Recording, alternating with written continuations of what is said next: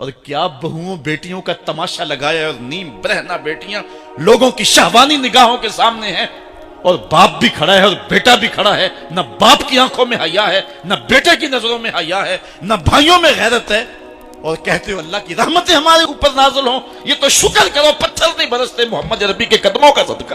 اسلام کا جو بنیادی اخلاق ہے وہ حیا ہے، یہ بات ذہن میں رکھو۔ ہر دین کی ایک پہچان ہے، حضور نے فرمایا اسلام کی بنیادی پہچان کیا ہے؟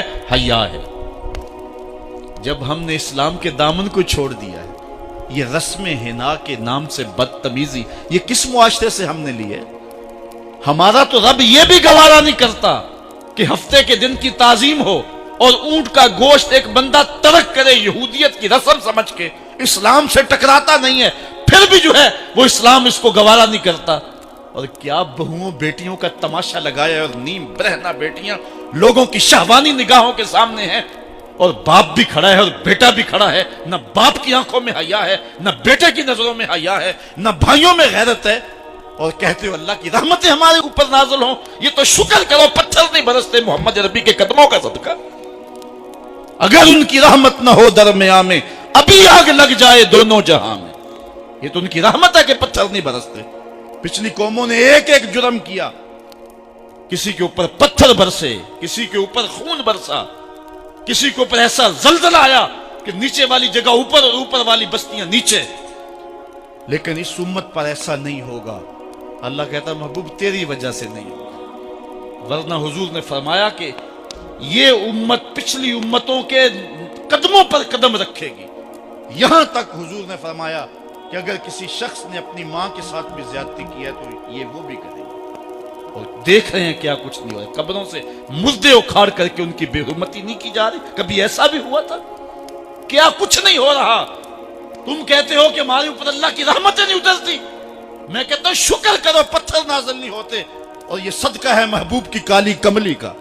اور اللہ نے فرمایا ما کان اللہ لیعذبہم وانت فیہم، محبوب تیری وجہ سے میں عذاب نہیں اتارا ورنہ پیس کے رکھ۔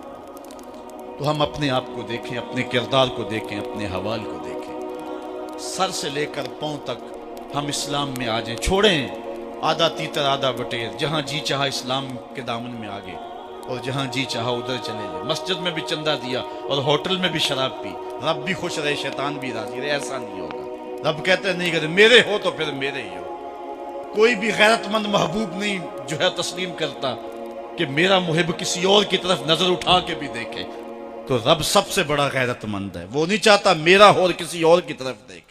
تم کون ہے؟ مغربی تہذیب لگتی کیا ہے تمہاری؟ اپنی ملت کا قیاس اقوام مغرب سے نہ کر، خاص ہے ترکیب میں تجھے قوم رسول ہاشمی۔ تم غیروں کی نقالیاں کرتے پھرتے ہو، تمہارے سامنے سیدہ عائشہ کی سیرت موجود نہیں ہے؟ تم مغرب کے ٹینوں بننے کی کوشش کرتی ہے میری بیٹی، تیرے سامنے محمد کی بیٹی فاطمہ کا نقشہ نہیں ہے؟ کدھر بھاگ رہی ہے؟ یہ بال کھول کے بازار میں کون جا رہا ہے؟ یہ نیم برہنہ کون جا رہا ہے؟ دیکھ محمد عربی تجھے کیا آواز دے رہے ہیں، ان کا لہجہ کیا، اس کو سن اور زندگی کو اس کی مطابقت میں گزار۔ اصل ہمارے دل زنگ آلود ہو گئے، اس دنیا کے اس ماحول نے ہمیں اس طرح کر دیا ہے کہ آج ہمیں سمجھ نہیں آ رہی کہ ہم کدھر جائیں۔ علماء فرماتی ہیں جب دل زنگ آلود ہو جائیں تو پاک لوگوں کی صحبت اختیار کریں، اور کثرت ذکر، حضور نے ارشاد فرمایا لکل شین سقالہ وسقالۃ القلوب ذکر اللہ، ہر شے کا زنگ اتارنے والی کوئی چیز ہے، دلوں کا زنگ لگ جائے تو اللہ کا ذکر کیا کرو، دلوں کا زنگ اتر جائے۔ اور ایک اور حدیث میں حضور نے دلوں کا اور من کا میل اتارنے کے دو نسخے بیان کیے، ایک کثرت کے ساتھ موت کو یاد کرنا، کثرت کے ساتھ موت کا تذکرہ، اور دوسرا کثرت کے ساتھ جو ہے وہ تلاوت کلام مجید۔ اصل 10-15 سالوں سے ہمارے ساتھ جو کچھ ہوا ہے، آج اگر کوئی تذکرہ موت کرے، کوئی آخرت کی یاد دلائے، کوئی عمل کی بات کرے، وہ کہتے ہیں یہ تو ویسے خوش کیسے، کیا پتہ، قبر کا مذاق اڑا رہا ہے۔ اللہ اکبر، قبر دا خوف دے دے کے لوکی مینوں ڈرا دے۔ میں کہتا ہوں لوگ ہے کون ڈرانے والے؟ منکر نکیر کا پتہ آمنہ کے لال نے دیا، قوم کو بے عمل بنایا جا رہا ہے، اور ان کے سینے سے خوف خدا اور خشیت الہی جو ہے وہ کچھ جا رہی ہے، اور یہ سب کچھ دین کے نام پہ کیا جا رہا ہے، اور چند مفاد پرست لوگوں نے ترہیب اور ترغیب جو کہ اسلام کا مزاج ہے، تبشیر اور تنذیر نبی کا منصب ہے، اس کا مذاق اڑا کے رکھ دیا اور انہوں نے ایک متوازی دین دے دیا ہے، جس کے نتیجے کے اندر قوم کی بے عملی جو ہے وہ پختہ تر ہو گئی اور اس کو وہ دین کا رنگ دے رہے ہیں۔ اللہ کے محبوب علیہ الصلوۃ والسلام نے فرمایا کہ دلوں کو زنگ لگ جائے تو ذکر سے اترتا، دلوں کو زنگ لگ جائے تو قرآن سے اترتا، دلوں کو زنگ لگ جائے تو موت کی کثرت کے ساتھ یاد کرنے سے اترتا۔ قرآن مجید کی تلاوت معمول زندگی بنا۔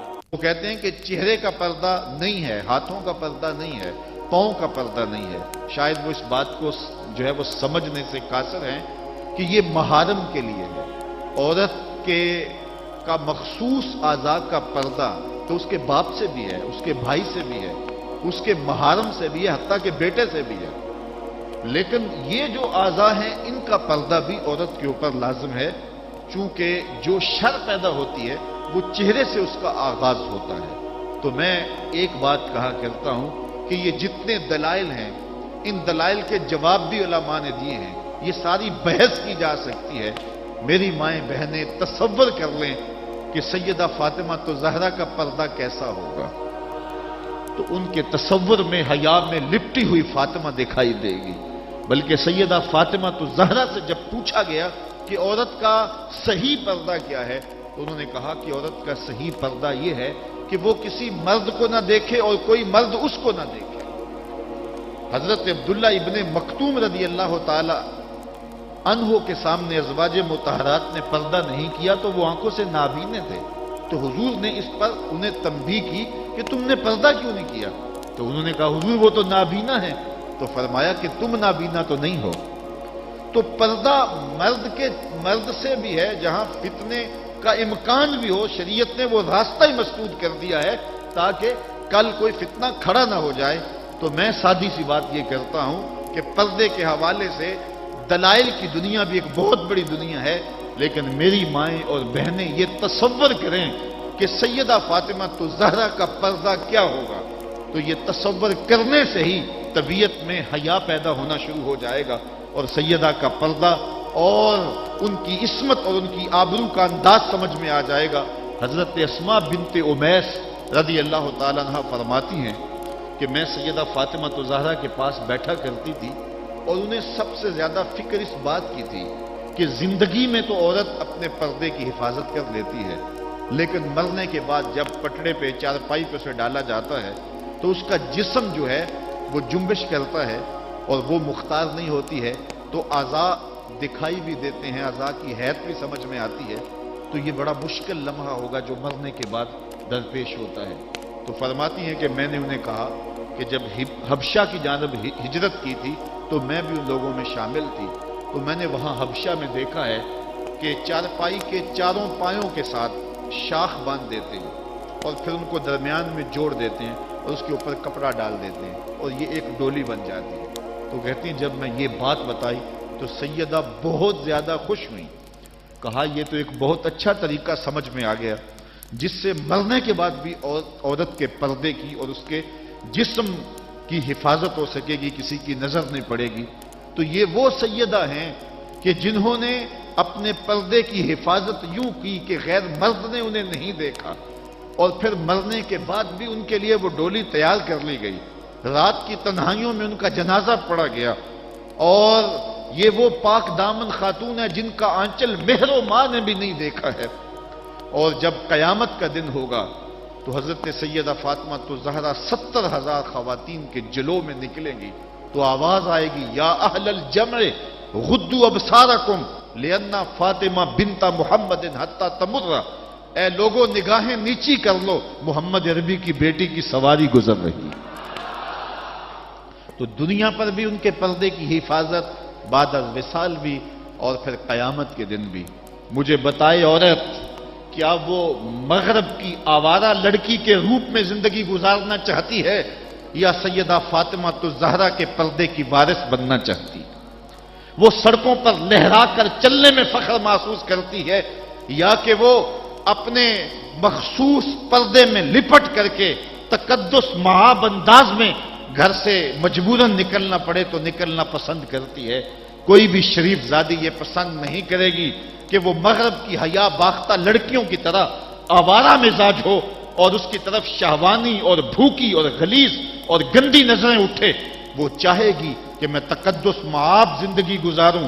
میری بہن، تیرا برقع تیرے لیے قید خانہ نہیں، تیرے برقعے کی ایک سلوٹ تیرے حیا کا پہرا ہے. تو مغرب کی ٹینوں نہیں ہے، تو مشرق کی بیٹی ہے. تو فاطمہ ہے، تو عائشہ ہے، تو حفصہ ہے. تیرا پردہ اس کائنات کے حسن کی علامت ہے.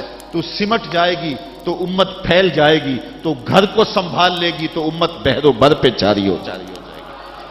تو عورت کو گھر میں سمٹ کر کے اپنی اندرون خانہ ذمہ داریوں کو سنبھال کر کے اپنی عصمت اور اپنی آبرو کی حفاظت کرنی چاہیے تھی. اقبال نے بڑی خوبصورتی سے اس پر بحث کی ہے کہ عورت کے لیے پردہ ضروری ہے یا نہیں، اور پھر کہا عورت کو یہ خود اپنے آپ سے پوچھنا چاہیے کہ وہ کس روپ میں اچھی لگتی ہے. ذرا دیکھیے اقبال کا لہجہ. اللہ اکبر. اس راز کو عورت کی حقیقت ہی کرے فاش. مجبور ہے معذور ہے مردانے خرد مند. کیا چیز ہے آرائش و زیبائش میں زیادہ، آزادی نسواں یا زمرد کا گلو بند. اقبال کہتا ہے کہ عورت اپنے اندر کی عورت سے پوچھے کہ اس کے لیے حسن کہاں ہے. زمرد کا گلو بند اس کو دیا جائے اور وہ پردے میں جو ہے وہ سمٹ کر کے گھر کی ملکہ بن کے رہے، تو یہ اس کے لیے زیادہ اعزاز اور عزت اور فخر کی بات ہے، یا وہ جو ہے وہ آزادی نسواں کے نام سے بازاروں میں گھومتی پھرے اور مردوں کے سامنے ہنس ہنس کے باتیں کرتی پھرے. ایک عورت 4 گھر کے افراد کی خدمت کو اپنے لیے بوجھ سمجھتی ہے اور اسلام کو مطعون کرتی ہے کہ اسلام نے مجھے جو ہے وہ پابند کر دیا ہے اور گھر کے اندر محدود کر دیا ہے، اور میں اتنے بچوں کی تربیت میرے کندھوں پہ ڈالتی ہے اور میں شوہر کی خدمت بھی کروں، بچوں کی خدمت بھی کروں، تو اسلام نے تو میرے اوپر بڑی پابندی لگا دی ہے، مجھے آزادی ملنی چاہیے. اور وہ عورت جو 4 بچوں کی خدمت اپنے لیے بوجھ سمجھتی ہے اور پھر وہ 300 مسافروں کو ہنس ہنس کے کبھی پانی پیش کرتی ہے، کبھی کھانا پیش کرتی ہے. 300 مسافروں کو ہنس ہنس کے مسکرا کے لہک لہک کے پانی پیش کرنا اور کھانا دینا، اور مختلف ذہنیتوں اور گندی سوچوں کے حاملین لوگ بھی اس طبقے میں موجود ہوتے ہیں اور ان کی شہوانی نظروں کا شکار ہونا. کیا عورت کے لیے یہ عزت ہے، یا عورت کے لیے یہ عزت ہے کہ گھر کی 4 دیواری میں سمٹ جائے اور تقدس ماحول کے اندر اپنے بچوں کی تربیت کرے؟ عورت کو جتنی ذمہ داریاں دی گئی ہیں وہ صرف ان کو سنبھال لے اور ان کے سنبھالنے کا حق ادا کر دے تو وہ ایک اچھے معاشرے کی تشکیل کی ضمانت بن جاتی ہے. سیدہ فاطمہ الزہرا رضی اللہ تعالی عنہا کا وجود ہمارے لیے ایک روشن، ایک منور اور ایک تابع جو ہے وہ وجود ہے، جس سے ہم مقدرات اسلام کی تربیت کے خد و خال لے سکتے ہیں. اقبال کہتا ہے تو نہ دانی کہ سوزے کراتے تو دیگر گو کر تقدیر عمر را. میری بہن، اگر تو بہن ہو کے قرآن پڑھے تو عمر کی تقدیر بدلتی ہے، اور اگر تو ماں ہو کے قرآن پڑھے تو بیٹا نیزے کی نوک پہ قرآن سناتا. کربلا کے تپتے ہوئے ریگزار میں پیاسا ہونے کے باوجود حضرت امام حسین جو باطل کے آگے ڈٹے ہوئے ہیں اور جھک نہیں رہے ہیں، اور 71 لاشیں کندھوں پہ اٹھا کے خیموں تک پہنچا چکے ہیں، پھر بھی استقامت کا کوہ گراں بنے ہوئے ہیں. یہ حسین ابن علی کا کمال تو دکھائی دیتا ہی دیتا ہے، لیکن ذرا غور کی آنکھ سے دیکھو پیچھے فاطمہ کے دودھ کا اثر دکھائی دیتا ہے. تو اگر مائیں پردے میں سمٹ جائیں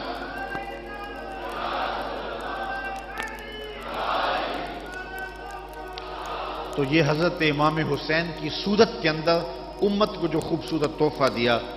بلکہ یہاں اقبال تو بے خود ہو گیا نا، وہ کہتے ہیں آپے سے باہر ہونے کی کیفیت، کہ عقیدت کا رنگ ایسا چڑھا کہ بس جذبات سے مغلوب ہوا. اقبال کہتا ہے کہ رشتہ آئین حق زنجیر پاس فرمانے جناب مصطفیٰ، ورنہ گردے تربتش گردید میں سجدہ برخا کے او پاشید میں. اے فاطمہ، جو کام تو نے کیا، اگر شریعت کے حکم کی زنجیریں میرے پاؤں میں نہ ہوتی اور آپ کے باپ کا ہی حکم کہ اللہ کے علاوہ کسی اور کو سجدہ جائز نہیں، یہ مجھے ملحوظ نہ ہوتا، تو میں کعبے کی طرف رخ کر کے سجدہ کرنے کی بجائے تیری قبر کی مٹی کی طرف منہ کر کے سجدہ کرتا، اور میں کعبے کا طواف کرنے کی بجائے تیری قبر کا طواف کرتا، کیونکہ جو کام تو نے کیا ہے وہ کسی اور نے نہیں کیا۔ نبی کے گھر کی ہے عظمت، نبی سے سنتے ہیں، علی کے گھر کی ہے عزت، علی سے سنتے ہیں، وہ جس نے معزز کیا گھرانے کو، حسین پال کے جس نے دیا زمانے کو۔ تو یہ تھا حضرت سیدہ فاطمہ تو زہرا رضی اللہ تعالی عنہا کا کردار۔ آج کی عورت سیدہ کے کردار کو اپنے لیے نمونہ حیات بنا کے اپنی زندگی کی راہیں متعین کر دے۔ اگر پندے سے درویش پذیری، ہزار امت بمیرت تو نہ میری، بطول باش و پنہا شو ازیں اثر کہ در آغوش شبیر بگیری۔ اگر فقیر کی ایک بات تو مان لے، ہزار امت مر جائے گی۔ اقبال کہتا ہے امت مسلمہ تجھے زوال نہیں آ سکتا، اور وہ کیا ہے؟ بطول بن جا اور زمانے کی نگاہوں سے پوشیدہ ہو جا، پھر تیری گود میں بھی حسین کے جانشین جنم لیا کریں گے۔ تو جب عورتوں کا کردار بچوں کی تربیت تک محدود ہوتا ہے اور وہ اس کردار کو بحسن و خوبی نبھاتی ہیں تو پھر ایک اچھا معاشرہ تشکیل پاتا ہے۔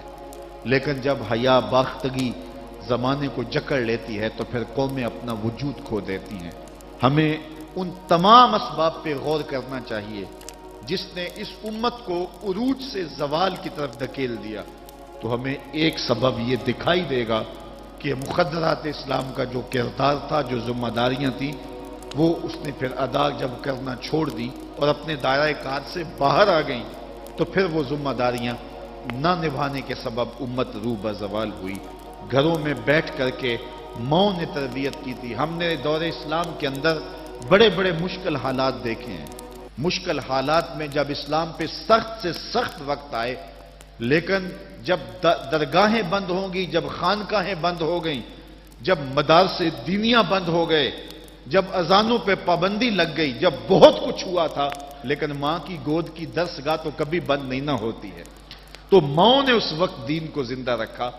آج بھی ہمیں اسی طبقہ نساء سے امید ہے کہ یہ دوبارہ امت کی نہضت کے لیے جو ہے وہ ایک با ہمت کردار ادا کریں گی۔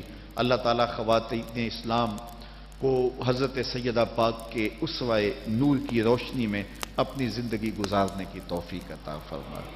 یہ جو سال ہا سال کے بعد اور سال کے دوران بھی ان کا تذکرہ کیا جاتا ہے، تو فضائل کا باب بھی اپنی جگہ پہ، لیکن ہمیں ان کی زندگی بطور نمونہ اختیار کر کے ماؤں بہن اور بیٹیوں کو اپنی زندگیوں میں شامل کر لینی چاہیے، تاکہ جو ہے وہ اس سے روشنیاں اور اجالے زندگیوں میں شامل کر لیے جائیں۔